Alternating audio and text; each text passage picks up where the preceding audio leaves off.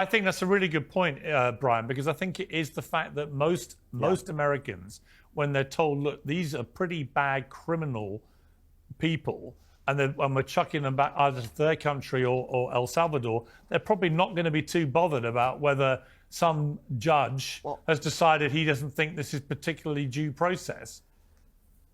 Well, a couple things here, Pierce. First of all, they haven't shown direct evidence that these are all gang members. We've heard about tattoos, and we've also heard stories from family members that some of these people have no criminal records, and that one tattoo was a soccer ball, or he was a fan of a soccer team. Everyone is entitled to due process. I want bad people out of this country if they are gang members, just as much as anybody else on this panel. But the fact of the matter is that everybody deserves due process. And every single time a judge rules against Donald Trump is always the guy that attacks the judge personally, attacks the judge's family, for example. And I don't care how much money this judge's wife has donated to a particular party. That is academic to what we are talking about here. Donald Trump does not respect the rule of law. And this judge ruled on this and made an order on this when one of those planes was still grounded. They attack every judge they disagree with personally, and then when a judge rules in their favor, they're brilliant, they're great. He says the same thing about a judge that rules in his favor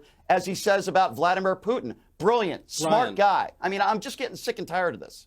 Brian, do you remember when the Dobbs decision was leaked, quite contrary to court tradition, and Chuck Schumer, the Democrat leader in the Senate, walked up to the Supreme Court and said, watch out, Justice Kavanaugh, watch out, Justice Gorsuch, you have unleashed the whirlwind. And then a leftist came from California to Washington, D.C. to try to murder Justice Kavanaugh. Could you please spare me the crocodile tears over attacks on judges?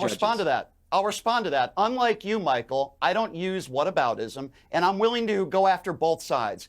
I didn't agree with that then. Sounds like you're going I don't agree with that now. But you notice what Michael, hold on a second, I'm answering your question. You notice what Michael does? I bring up points of Donald Trump attacking a judge, attacking a judge's character, attacking the judge's wife, and Michael starts talking about Chuck Schumer. You see, because Michael is in his right-wing echo chamber bubble, and he can't.